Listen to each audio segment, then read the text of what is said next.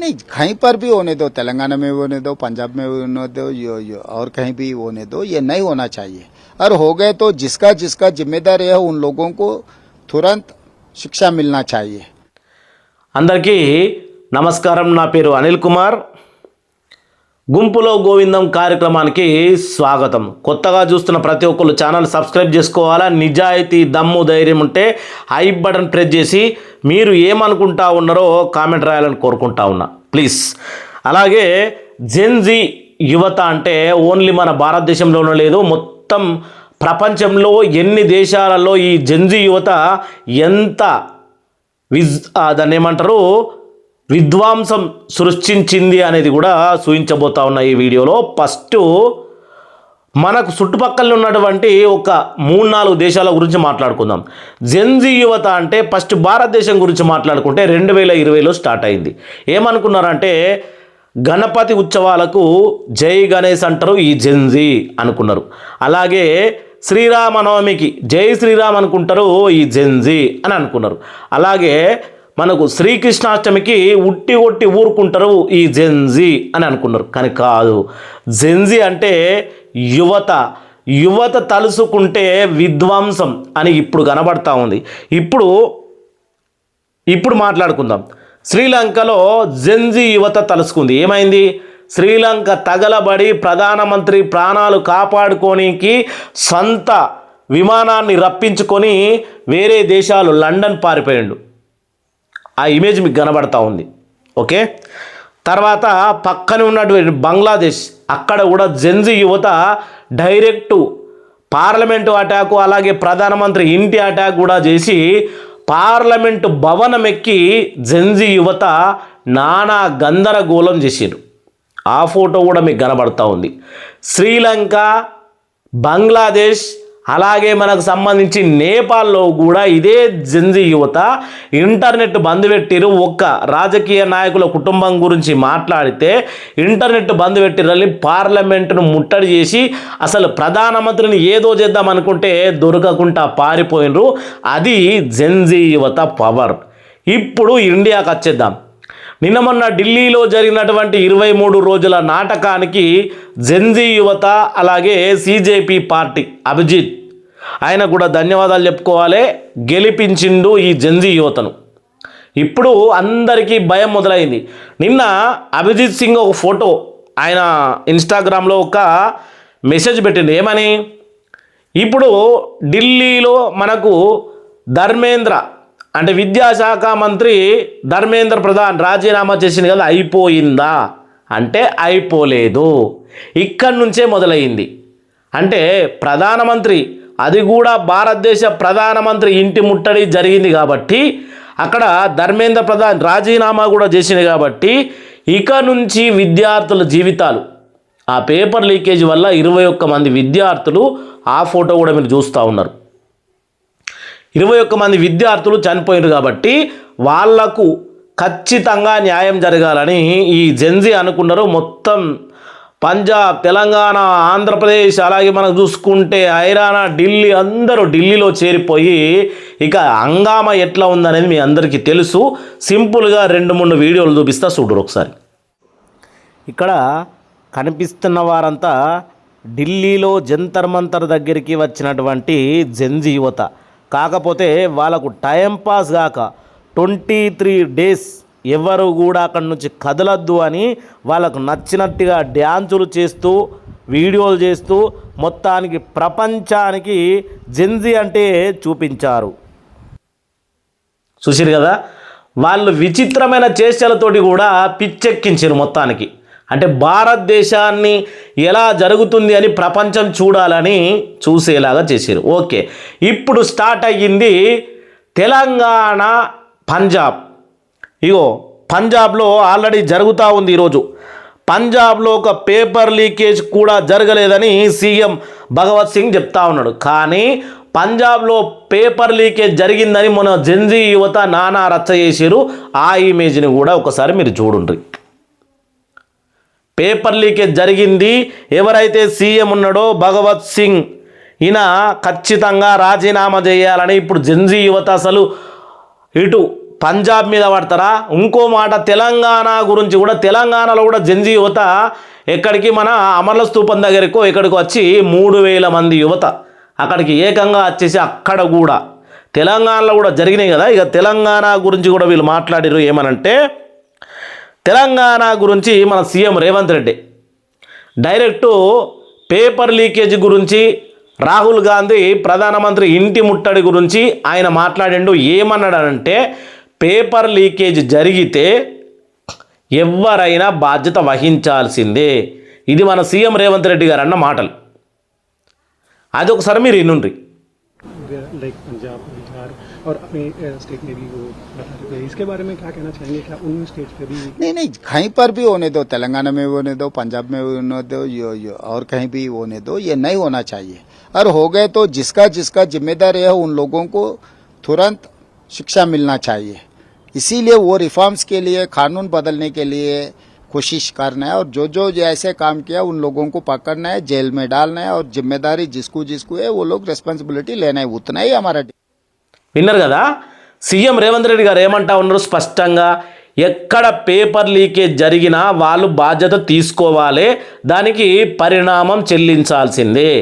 తెలంగాణలో paper leakage జరిగింది, తెలంగాణలో ఎంతోమంది విద్యార్థులు ఆత్మహత్య చేసుకున్నారు.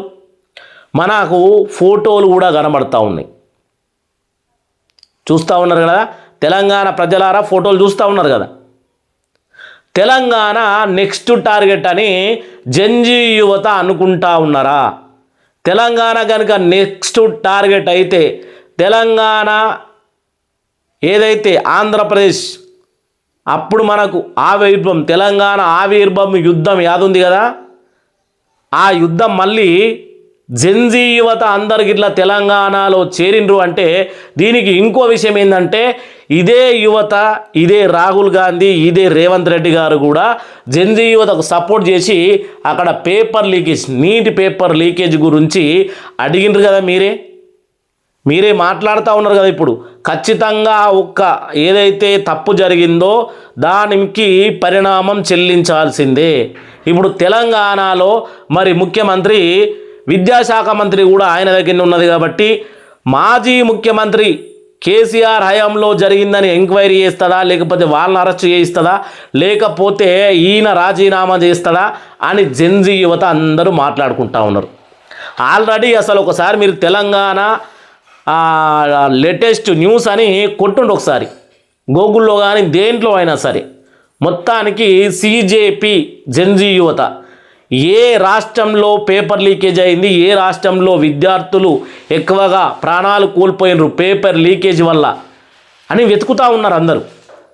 దానిలో 2 ముఖ్య రాష్ట్రాలు ఉన్నాయి, పంజాబ్ అలాగే తెలంగాణ.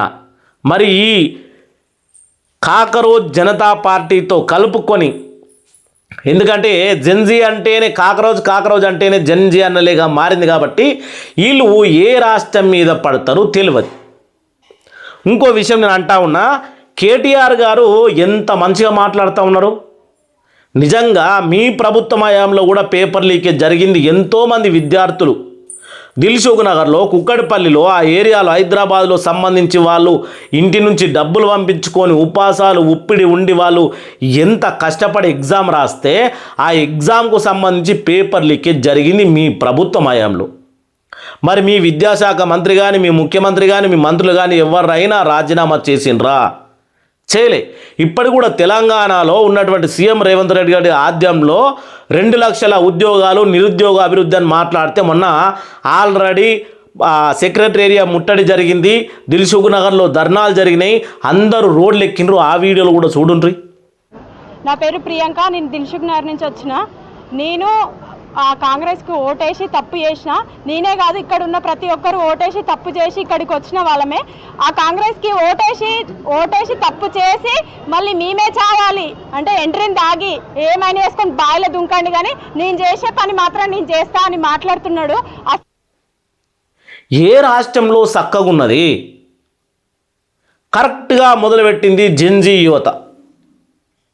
ఈ జెన్జీ యువత తలుచుకుంటే ప్రధానమంత్రి భయపడ్డాడా అని ప్రకాష్ రాజ్ జోక్ చేసిండు, కానీ భయపడ్డాడు. ఎస్, ప్రధానమంత్రి భయపడ్డాడు, ఒక్కసారి భయపడ్డాడు.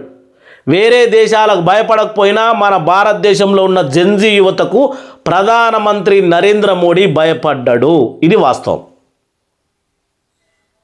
మరి ఇప్పుడు ప్రధానమంత్రి భయపడితే ఆల్మోస్ట్ ప్రపంచంలోనే టాప్ 5 పవర్ఫుల్ ప్రధానమంత్రి భయపడితే మరి రాష్ట్రాల్లో ఉన్నటువంటి మంత్రులు, ఎమ్మెల్యేలు, సీఎంల పరిస్థితి ఏమిటి? విద్యా రంగంలో ఏ ఒక్క రాష్ట్రం తప్పు చేసిందో ఆ రాష్ట్రం మీద ఈ జెన్జీ యువత దండయాత్ర చేయడానికి సిద్ధమవుతా ఉన్నది. అందులో నేను చెప్పిన కదా, ముఖ్యంగా తెలంగాణ ఉంది. ఇప్పుడు ఇగో తెలంగాణ గురించి ఆల్రెడీ నేను చెప్పిన కదా సీఎం. ఇంకా మీకు ఇంకో విషయం చెప్పబోతా ఉన్నా. ఇగో పేపర్ లీకేజ్ చట్ట సవరణ బిల్లుకు ప్రవేశపెట్టిన మంత్రి. పేపర్ బిల్లు గురించి ఎక్కడ ఏ రాష్ట్రంలో పేపర్ లీకేజ్ కావద్దని దాని గురించి కొత్త చట్టాలు తీసుకొస్తా ఉన్నారు. పార్లమెంట్లో చర్చ జరుగుతూ ఉంది. ఇప్పుడు పేపర్ లీకేజ్ సవరణ చట్ట బిల్లు అంటే ఇక్కడ నుంచి ఎక్కడ కూడా పేపర్ లీకేజ్ జరగద్దు. ఆ పేపర్ లీకేజ్ మంత్రి చేసినా, ఎమ్మెల్యే చేసినా, ఎవరు చేసినా కానీ ఖచ్చితంగా కఠినమైన శిక్షలు, రాజీనామా, ఇంకా వాళ్ళకు జైలు జీవితం కూడా ఉంటుందని ఇక్కడ చట్టము అనేది తీసుకొస్తా ఉన్నారు. ఇది కథ. ఇక తెలంగాణ విషయానికి వస్తే తెలంగాణలో ఇక నేను తెలంగాణ గురించి మీరు ఎక్కడ కాదు గూగుల్లో కొట్టరు ఒకసారి. Telangana paper leakage, Telangana paper leakage news అనుకున్నా సార్ వచ్చేస్తుంది. ఓకే, తెలంగాణకు సంబంధించి పేపర్ లీకేజ్ వచ్చేసింది. ఇప్పుడు మనం తెలంగాణ పేపర్ లీకేజ్ గురించి చదువుకుందాం. ఇగో డైరెక్ట్ ఆల్రెడీ బొద్దింకల పార్టీ ఇన్వాల్వ్ అయిపోయింది. మీరు ఒకసారి కావాలంటే మీరు మీ ఫేస్బుక్లో, ఇన్స్టాగ్రామ్లో చూసుకోండి. తెలంగాణ రాష్ట్రంలో పేపర్ లీకేజ్ జరిగింది, అది ఎట్లా జరిగింది, ఏం కథ అని మొత్తం చెప్తా ఉన్నారు. Okay, Telangana paper leakage.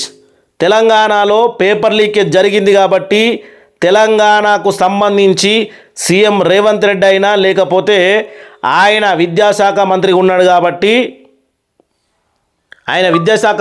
ఉన్నాడు కాబట్టి ఇప్పుడు విద్యార్థులకు సమాధానం చెప్పాలి. పోయిన ప్రాణాలకు నష్టపరిహారం కట్టాలి, లేకపోతే రాజీనామా చేయాలి.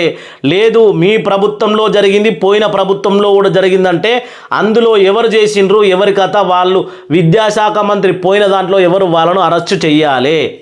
ఎందుకంటే ఆయన ఆల్రెడీ ఎమ్మెల్యేగా ఉంటే రాజీనామా చేయాలి. ఇది ఈరోజు ట్రెండ్ అవుతున్నటువంటి న్యూస్. ఎందుకంటే పేపర్ లీకేజ్ చట్ట సవరణ బిల్లు పార్లమెంట్లో జరుగుతూ ఉంది సెషన్. ఇంకా దానికి సమయం సాయంత్రం వరకు అది కూడా కంప్లీట్ అవుతుంది కావచ్చు. దీనికి అన్ని పార్టీల ఎంపీలు మద్దతు తెలుపుతూ ఉన్నారు, ఖచ్చితంగా ఆ చట్టం రావాలి అని. నెక్స్ట్ వీడియోలో మళ్ళీ కలుసుకుందాం. మీరు ఇప్పుడు ఏమనుకుంటా ఉన్నారు? జెన్జీ యువత తెలంగాణ రాష్ట్రం మీద పడబోతూ ఉన్నారా, పంజాబ్ మీద పడబోతూ ఉన్నారా? పంజాబ్ ప్రభుత్వం ఆల్రెడీ స్పందించింది. నేనేమీ చేయలేదు అని సీఎం భగవత్ సింగ్ చెప్తా ఉన్నాడు. కానీ కాదు అని జెన్జీ యువత ఆల్రెడీ మీ ఎన్ని పేపర్ లీకేజీలు ఉన్నాయి, ఎంతమంది విద్యార్థులు చనిపోయారు అని వాళ్ళు చిట్టా విప్పి బుట్ట బయట పెట్టేసిండ్రు. తెలంగాణలో కూడా పేపర్ లీకేజ్ జరగలేదు అనడానికి ఏమీ లేదు, జరిగింది అని మనోళ్ళే కామెంట్లు పెడతారు. ఇప్పుడు చూడండి మరి. జై జెన్జీ, జై యువత, జై హింద్.